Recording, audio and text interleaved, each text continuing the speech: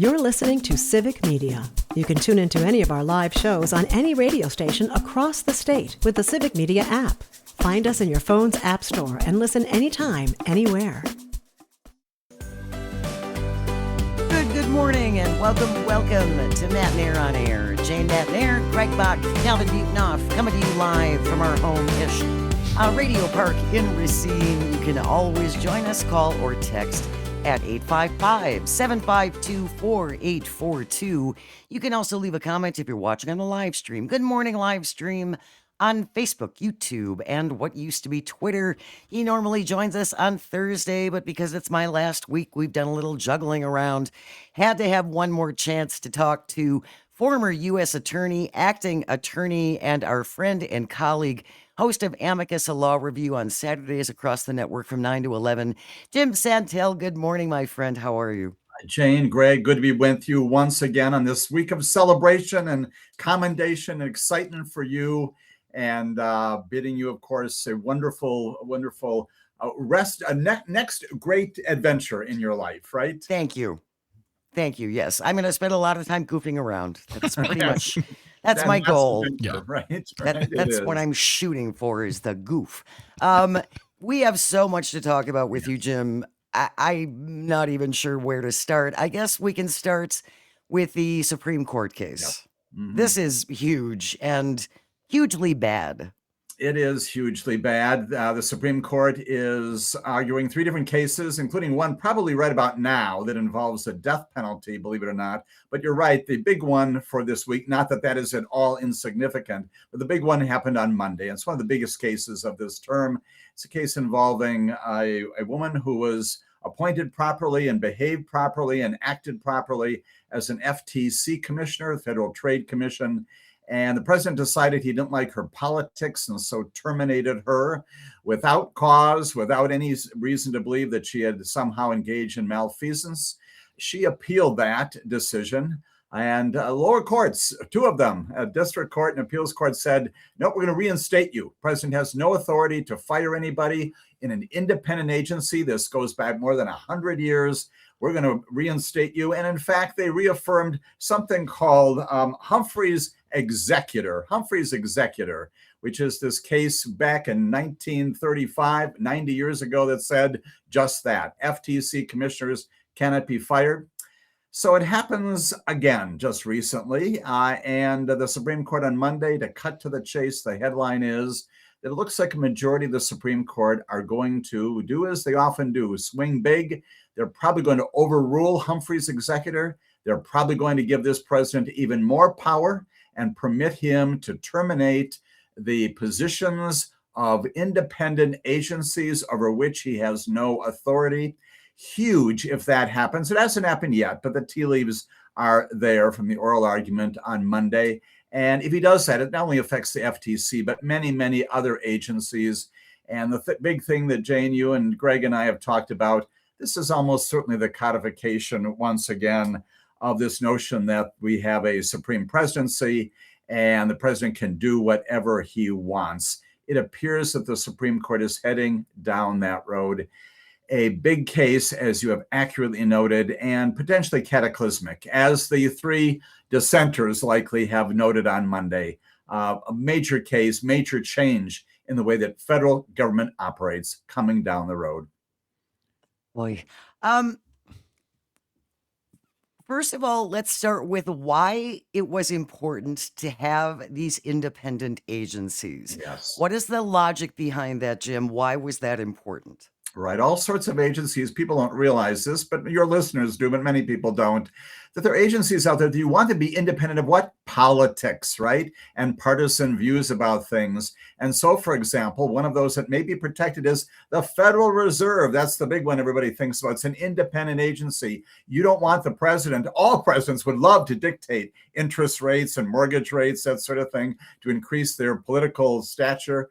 But we don't want that. It's bad for the economy, bad for trade with respect to the FTC, bad for consumers with respect to the Consumer Product Safety Commission, again, the National Labor Relations Board, bad for labor, all kinds of things. The Congress established them decades ago, said, Mr. President, whoever you are, hands off. You can appoint commissioners, you can board members, but you cannot do things to affect their work. That has always been the case because we want them to act on behalf of whom? The people of the United States, independent of partisan views. And that appears to be coming to a close now. But that was the original purpose, and it still is to this day, but maybe soon will be a part of our history.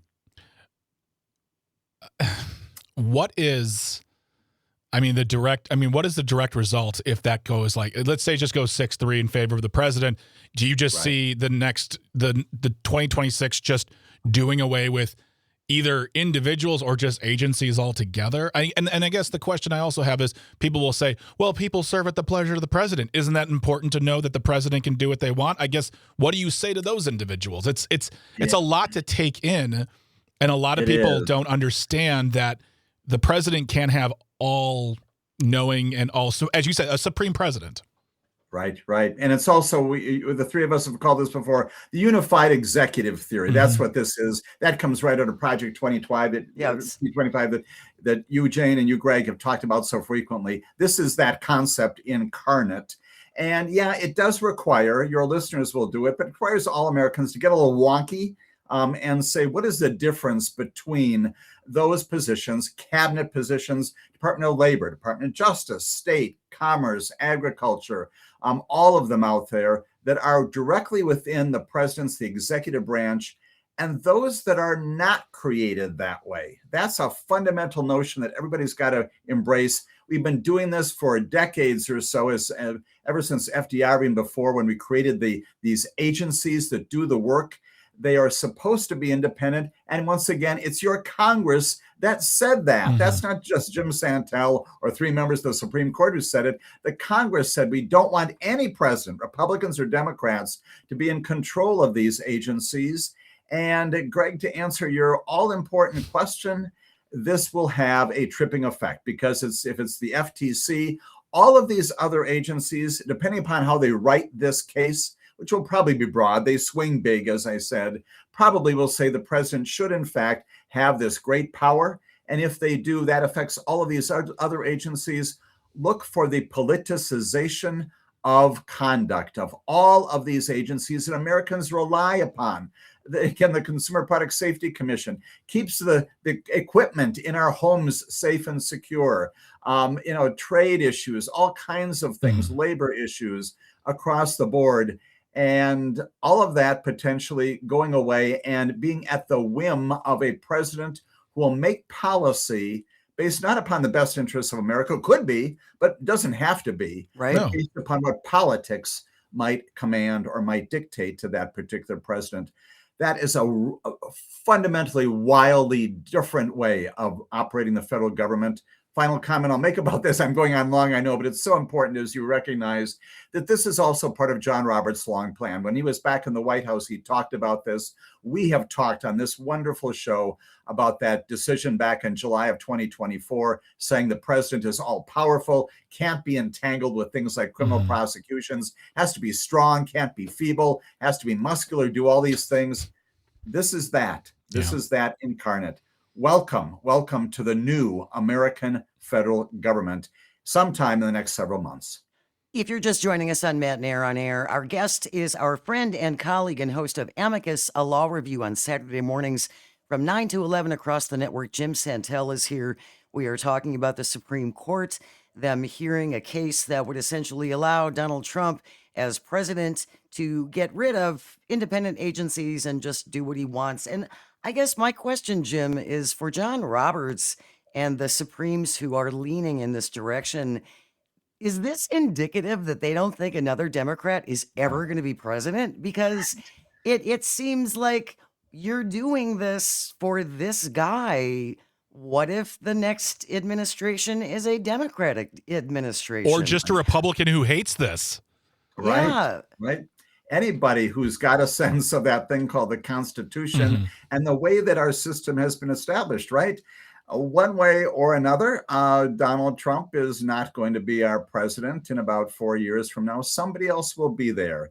But the Supreme Court announces, say in March, say in January, say in June, that you've got complete authority over all of these agencies. It was never the case before. Then you've got any president down the road, could be not of a party that's presently in office, who's got this tremendous power. And your very good questions go to the point you often make, which is you don't want that kind of power vested in any president, regardless of their political background. It is not the way we work. And again, it does depend upon how they describe this in their ultimate opinion, but it goes back to this notion that we're changing government.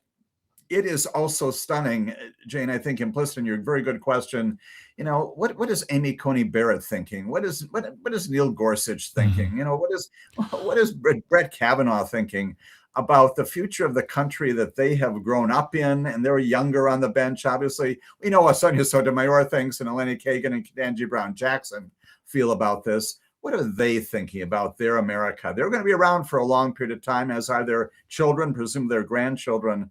What kind of a legacy are they establishing in all of these cases, including the shadow docket that give the president all of this authority, and now seemingly codifying it for the future? What is their thought process right now? Well, it wasn't on display on Monday. Well, my other question, too, is that, I imagine if you're sitting on the Supreme Court, that's a very hefty role. It's full of a lot of ego and power. What happens if the president just comes and says, I don't need any of you? Right. Goodbye. Right. You can keep your robes. Goodbye. Right. Like you're setting up a government that can exterminate your job and be done with you, and you have been the last guardrail to allow it to happen. So either you think you're going to get some higher up, like a cleric or something, but you can be setting up your own doom. Right. The president, again, the executive branch, we know, has an awful lot of power even before this is happening now. But it also has authorities with respect to implementing specific things. How often have we talked about that issue that Andrew Jackson raised when he was confronted with the Supreme Court he didn't like? Yeah. He said, you and whose army is going to enforce what you say? And the Supreme Court does not have an army. They've got a beautiful building. It's under some reconstruction right now. They're on Capitol Hill. But that's it. And they've got some law clerks and some staff. If a president wakes up one morning, and as he's already said, the president's always said, you know what? He said this recently, we don't need the legislature anymore. No. You just go across the parking lot, Greg, and you do exactly what he just said about the legislature. I don't need to have you folks deciding things. I will decide them. And that's when you've got the despotism that we've so often talked about, Jane. Is there a phone number for the Supreme Court? Yeah, right. The answer is yes. Yes. And right. And there is. And, I will advocate what I've so often said, and you've seen me do this before. Stamps, here they are. Put them on an envelope and make a handwritten letter. And yes, affirm or send some to Ketanji Brown Jackson, telling her how much we appreciate what she's doing. But send a letter to Amy Coney Barrett from the Seventh Circuit and say, you know what? If you're deciding and going this direction, don't. And explain the reason why you as an individual American feel so strongly about this. Write a letter to them. I'm going to have to work on my handwriting. We're going to continue our conversation with Jim Santel on the other side. You can join us at 855-752-4842. You're listening to Matt and Air on Air on the Civic Media Radio Network. We will be right back. You're listening to Civic Media. Stay up to date on the latest news and information for your local community and Wisconsin by signing up for our free email newsletter. Visit civicmedia.us/email to get started. Good morning. Welcome back to Matt and Air on Air. Jane Matt and Air, Greg Bach, our one, our only Calzone on the board, coming to you from our home at Radio Park in Racine, where you can join us. Call or text. The number is the same, 855-752-4842. You can also leave a comment if you're watching on the live stream on Facebook, YouTube, and what used to be Twitter. Coming up after the 10:30 news, a segment we call Audio Sorbet, where we get away from the heavier topics of the day and talk about light, silly things. An old friend and colleague of mine, Tony Larino, is going to be joining us. He's going to tell stories about how I was a terrible person when we worked together back in the day. No, everyone is required to say nice things about me or they don't get to come on. Yeah, the checks will not clear if you say something mean. The checks will not clear the check will bounce. Yeah, So keep that unless in morale mind. improves. All right, so there we go. Jim Santel is here, our friend and colleague and host of Amicus, a law review on Saturday mornings from 9 to 11 across the Civic Media Network. More Supreme hanky-panky going on. Let's talk about some other things going on at our highest court. Right. We know last week, of course, the Supreme Court, in its shadow docket, which I know the two of you and all your listeners love so very, very much, permitted Texas to go ahead with those 5 Republican majority districts.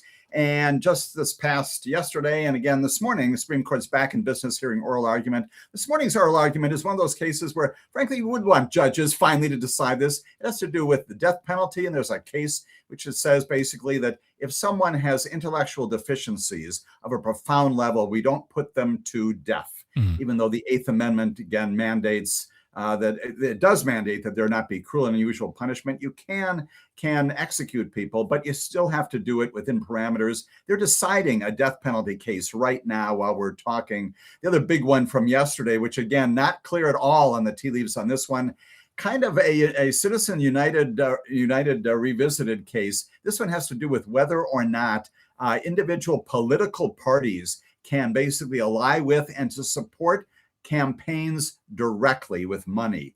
And that's a big change. If they go in a direction that maybe they'll go in, although it's not quite certain how this is going to go, could influence a lot, not only the access of Republicans and Democrats to monies, but also the involvement of political action committees. No small thing. That was just yesterday. And again, they're back in, maybe it's good they're taking a rest, but they're back in business again in January. I think they start again on January 12th. And as we've talked before, we're still waiting for them to decide if we still have a Voting Rights Act. That's coming up. We're still waiting for them to decide about tariffs. And there again, as the three of us have chatted before, there is a peculiar situation, but a good situation where maybe, just maybe, a majority are going to say, Donald, that's too far. You can't impose tariffs. That's Congress. But it also seems to be a little bit at odds with what they were doing on Monday. So how do you reconcile all of that? Who knows? And again, until we see the paper, until we see the orders in all these cases, I'm out of the business of predicting, as we all should be. This court is just not predictable at all. No, they sure aren't. We're talking to Jim Santel. Go ahead, Greg. I was going to say, we have Jack from Merrimack on the phone who's been waiting patiently. Jack, what did you have to say? Hey, Jack. Well, first of all, let me say that I'm definitely going to miss Jane, and I wish her a marvelous retirement, and hope she enjoys her time. Thank you, Jack. But I'm definitely going to miss you. I miss Todd, and I even miss the Devil's Advocates, and that's a long time ago. Anyway, I was when I was connected with you guys, I was asked, "You have something to say about the Supreme Court?" And my answer is, "Oh boy, do I!" But I'm going to try to keep it to the topic, which is these crazy decisions. They are they're leading us directly into a dictatorship, and that's pretty outrageous. We're going to have to, if we ever get out of this administration, we're going to have to reenact some of those laws. Now, this is my question for Jim. If I understand it correctly, when Congress passes a law, they can say this law is not subject to review by the Supreme Court, and so if we do ever get out of this, we have to essentially repass those same laws that established independent commissions, and then the Congress must add that caveat. The Supreme Court cannot reverse this or cannot review it. Thank you very much. Thanks, Jack. Thank you, Jack, for the call. You always get somebody who will even petition on that, challenge that. But your point, Jack, is an important one, which is Congress always has voting rights issues, commerce issues, Citizens United. Congress always has the opportunity to do a legislative fix. And that's pending in the Congress right now in all these cases. Where is our legislature? That's your point, Jack, right? To take action. Maybe it won't do it right now. Maybe it could undertake some of that in the latter half of the Trump administration. Donald Trump won't sign that, but at least we've got some options down the road. And the legislature could be the key to reversing much of what we're talking about right now. You're spot on, Jack. One thing, I'm sorry, Greg. Oh, One go thing on, we're go not going to have time to get around to, and I left a note for myself that essentially said, "Pretty girl loses job for which she's not qualified." Alina Habba's out of a job. Yes, out of New Jersey. She is gone again because they improperly, can you imagine this? They improperly appointed her. Meanwhile, Lindsay Halligan's still in her job and got judges in Eastern Virginia saying, "What are you doing here? We're not accepting your petitions." But you know what, Jane? You know what? There's something else. There is another wonderful woman, and it's you. And you are in this position. I want to tell you that before the end of the week, you're going to be the recipient of, that's right, these pretzel bites. They're coming in your direction. And yes, indeed, there's also a cake that has your name on it. Here it is. And it's going to be for you. It says, my baker just said Jane on it. Oh, man. Jim. Jane, always to be with you. Put the my best pretzel wishes bites to on the my cake. friend. We're looking forward to a whole lot more of that in the future. Not goodbye, more of the same. You are the best. Jane, Thank you so much, my friend. Jim Santel, his show is fabulous. Listen Saturday mornings, 9 to 11, Amicus, a law review. Thank you so much. News is next. Stay with us. You're listening to Matt Nair on Air on the Civic Media Radio Network. Pretzel bites for everyone. Woohoo! Good morning. Welcome back to Matt Nair on Air. Jane Matt Nair, Greg Bach, Calvi-Tini on the board, coming to you from our home-ish at Radio Park in Racine. You can join us. Call or text at 855-752-4842. Leave a comment if you're watching on the live stream on Facebook, YouTube, and what used to be Twitter. Coming up in about 15 minutes, we'll wrap up the show as we always do with This Shouldn't Be a Thing. Today, All I Want for a Christmas Edition. It's going to be a good one. I hope you can stick around for that. Right now, we are joined by a good friend and former colleague. He is with Throwback Nation Radio. The one and only Tony Larino is here for Audio Sorbet. Good morning, Tony. How are you doing? Jane, how are you? I am great. I am excited. I'm nervous. I'm all the things. What do you have 3 days to go. Nervous about? You get to sleep in. Wait, I'm sorry, guys. I'm sorry to interrupt. I know I'm the new guy here on this station, but what are we talking about? What's going on? What's happening? Greg, Friday is my last show because I'm retiring. Hold on. No one told you this? What? How am I just finding out about this right now? Do I get to retire? Do I get to retire? Not yet. Oh. Not yet. Just a couple 20-ish years and you'll be good to go. It's generous. No, I'm very excited. Yeah. I am, but I'm gonna miss it too, Tony. This has been my life for 44 plus years, and I'm gonna miss the discussions we have. I'm gonna miss the intellectual discussions that we have, and all the silly, ridiculously stupid stuff we talk about too. Mm-hmm. Well, we laugh so much. It's such a gift. It is. Yeah, and Greg, you and I have gotten to know each other a little bit here off the air. Jane and I worked together at one of her previous stops, and I was the producer of the morning show at that point. And working alongside Jane, we would sit around on the back patio of the radio station and come up with some of the silliest ideas. Yes. And just spitfiring on what was going on where we were trying to find humor and put it into words. And Jane has a fantastic comedic timing. We've all known that for a long time. But Jane's theater background, the fun that she has being a performer and, getting into it a little bit, people take that for granted. And people took that, I think, for granted at our previous location where we were, in that they didn't always think of Jane as willing to be the actor that she is. And so when we started coming up with things, and I pulled out a couple clips here, Jane, so you don't know, you may or may not know about, you don't know about this. I don't know. But Greg, can we pull up one, the Summerfest one? Yeah. Do you have that one? We pulled one of the Summerfest ones. Calvin, please play the Summerfest clip. Great heroes of Summerfest. Today we salute you, Mr. Useless Souvenir Seller Guy. Mr. Useless Souvenir Seller Guy. Without you, Mr. Useless Souvenir Seller Guy, where would bright-eyed tweens waste their allowance on trinkets to clutter up their bedrooms? Becky, go clean it up now. From overgrown Dr. Seuss hats to glow-in-the-dark anything. 2 for $5. I love that line. Sir, are the champion of impulse buys in 85-degree heat. I want a feather boa. Yeah. Inflatable? It's undebatable. You are the conquistador of crap. Big love, SpongeBob. 3 cheers for tchotchkes. Hip, hip, hip, hip, hooray. And you, Mr. Useless Souvenir Seller Guy. Mr. Useless Souvenir Seller Guy.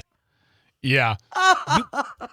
You probably haven't heard that, Jane, in about 17 or 18 years. Do you- have you? can I tell- Tony, I completely forgot about that. Can I tell a little story that might be a little embarrassing for Jane, but it made me laugh when you sent this, Tony?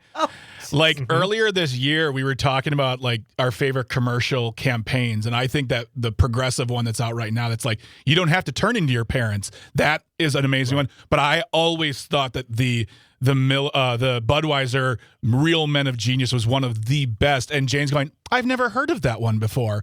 And I'm like, oh, okay. And I tried to explain it to her, and I showed her one, and she thought it was great. And then you sent this to me. I'm like, what? Wait a That minute. was a long time ago. It was 10 years. I'm just kidding. No. It was. That is a perfect Yeah, spoof on a great commercial. Oh gosh, Tony, and you sang that. You sang those high parts. That's Really amazing. poorly. Oh, that is really 2 for so $4. funny. Yeah. That was wonderful. $5. That was great. The I thing loved of it is, and this was something, Jane, I was a theater kid in high school too, and you reinstilled this in me as we worked together at the old place. And that was, you got to leave it all out there sometimes. Mm-hmm. You got to stand by your opinion. If we're talking about issues and real important stuff, you got to stand by your opinion. You got to back it up with facts, back it up with your experiences, back it up with your feelings. But if we're doing stuff that is completely silly, you got to stand by it too, and you got to own it. Yep. Absolutely. Even if it is trying to hit high notes on the conquistador of crap and stuff like that. You know, you just got to own it and know that this is a performance art that we are involved in. And it's okay if you're making fun of yourself a little bit. It's okay. You if should it's make not- fun of yourself. Oh, it's good self-deprecation. for you. Yeah. Yes, it's good for you to there's be a- able to laugh at yourself. There's a saying that goes in all comedy and really any sort of performance. It's commit to the bit. Go in full force. Do not wink at the camera. Be as much of the character as you can be.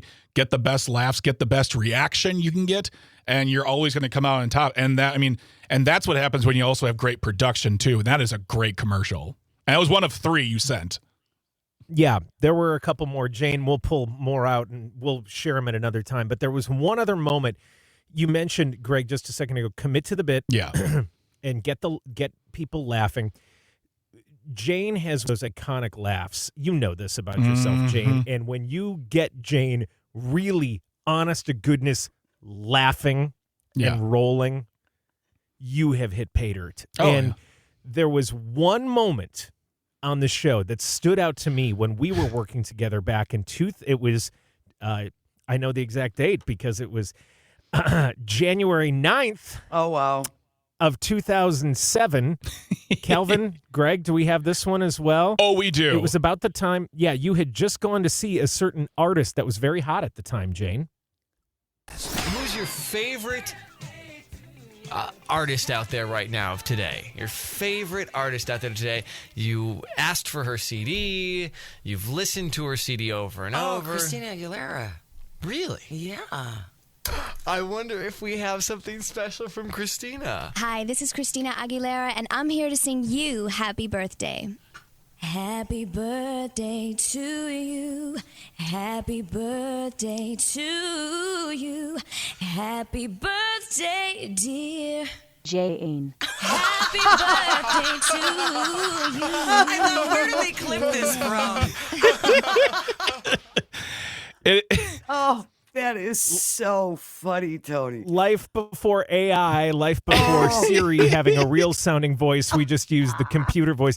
We were trying. Jane. We called we called because we knew you were a fan, and we had called the record company and we said, can we get a little message for Jane for her birthday from Christina? And of course, it's Christina Aguilera. She's at the top of her game, and she's on tour. And then, but we're going through all these archives of stuff. Can we find something? And we found the Christina Aguilera, and it's like, Jane will actually like this more than a real message from Christina Aguilera. Absolutely. Absolutely. That is so priceless. You got to send me this stuff, Tony.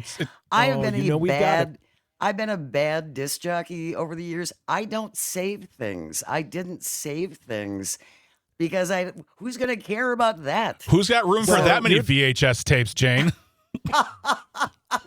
You're the kind of media person that my wife would appreciate, because she's like, why do we need all these CDs in the back still? So you save everything. If you're just joining us on Matt and Aaron, on Air, we're talking to Tony Larino from Throwback Nation Radio, who's also a dear friend and former colleague of Jane, Matt and Air, who we are celebrating on Audio Sorbet this week because it is your final week.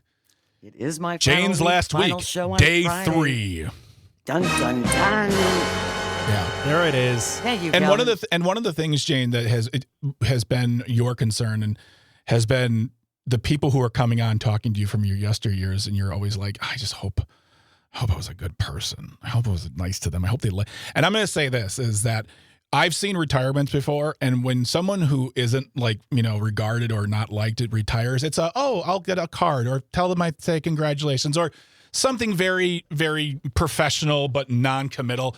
The amount of people who've come out and said things to you, talked about you from your old days, from your current days, it, I think, very much shows you've not only had a good impact on what you do, but also how you've impacted the people and the message you've conveyed throughout the years.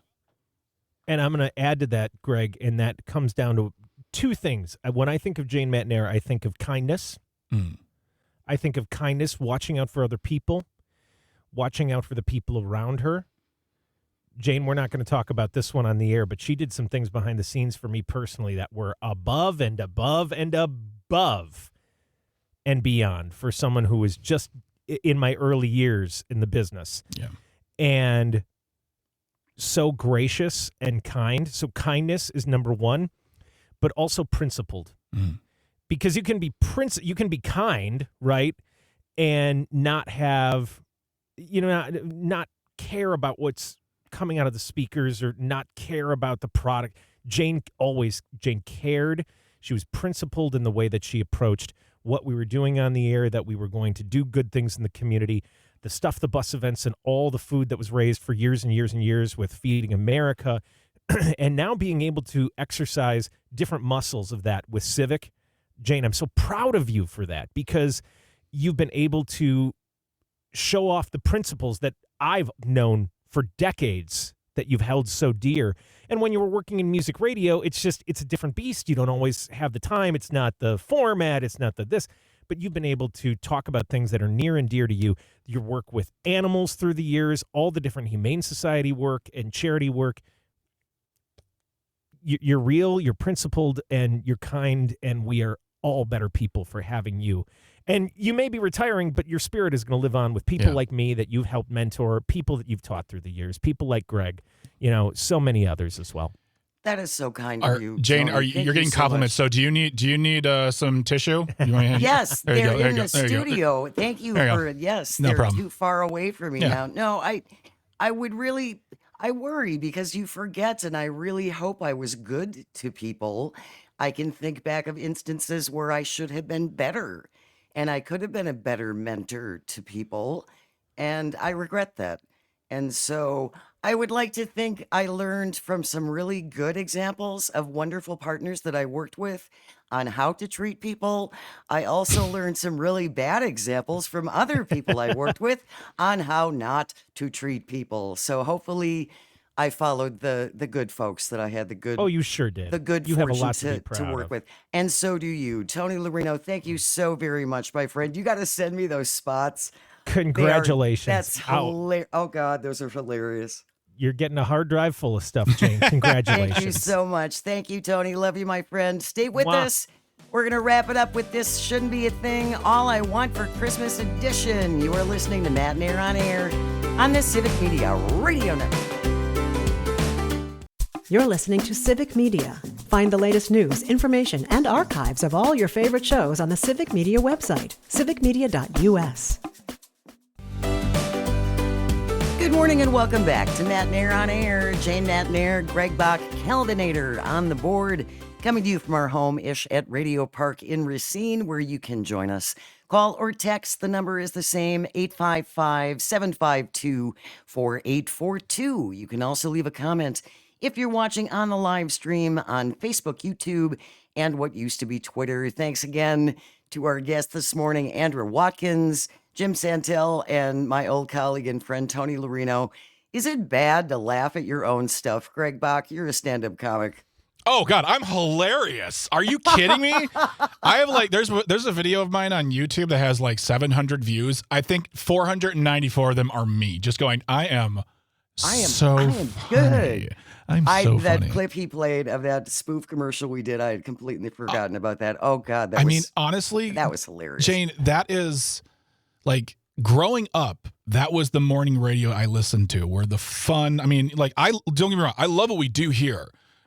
But there's something about that, the 80s, 90s, 2000, that morning 6 to 10 a.m., get you up in the morning, cup of coffee, making you laugh, and you do silly things. Yeah, and Tony's right. You have, in my opinion, iconic radio laugh. It's whether you're laughing with or at, it's rich, it's deep, and it's passionate. It is passionate. There's no doubt about that. Well, again, thanks to Tony for that. That was so much fun. We're going to have more people coming through. More people coming through this week. We have two very special friends coming in tomorrow. Yep, we're not going to tell you who. Not right now. I know who they are. No, not you. I'm telling them. I'm teasing it. They got to come by and stop by for the show. We have two special guests coming in tomorrow. You know their names. Mm-hmm. And it should be a lot of fun. So I hope you can join us for that. Right now, Calvin, yeesh, it's 10:55. That means it's time for... This shouldn't be a thing. You got a couple days. If you find a thing you think should not be, send it into Greg and me at janesays@civicmedia.us. This is from CBS News. Calvin found this. You got to love it. Headline reads, Drone drops crab legs, steak, and weed into South Carolina prison. Folks were planning an early holiday Old Bay crab boil. Yes. So this wasn't mistaken? Oh, no. 'Twas 3 weeks before Christmas, and across the prison yard, a drone-dropped package was found by a guard. With steak, weed, and crab legs and cigarettes for days. And to season it all, a tin of Old Bay. This is from the article on CBS News. The drone meal was dropped into the Lee Correctional Institution prison yard by a drone. Apparently, some folks were planning an early holiday crab boil and steak dinner, along with their weed and smokes, all dropped by a drone. A photo from the prison shows a raw steak still in the grocery packaging, crab legs, Old Bay, and a side plastic baggie of marijuana and several cartons of cigarettes. The drone was seized on Sunday morning. Prison officials say they're investigating. So far, no arrests have been made. A spokeswoman says, I'm guessing the inmates who were expecting the package are now crabby. Boo. In a follow-up story from notarealnewsite.com, all the evidence in this incident has disappeared. It cannot be found. It's gone. Don't know what happened. Who took it? Did Santa take it back in the middle of the... I'm sorry, did Santa drone take it back in the middle of the night?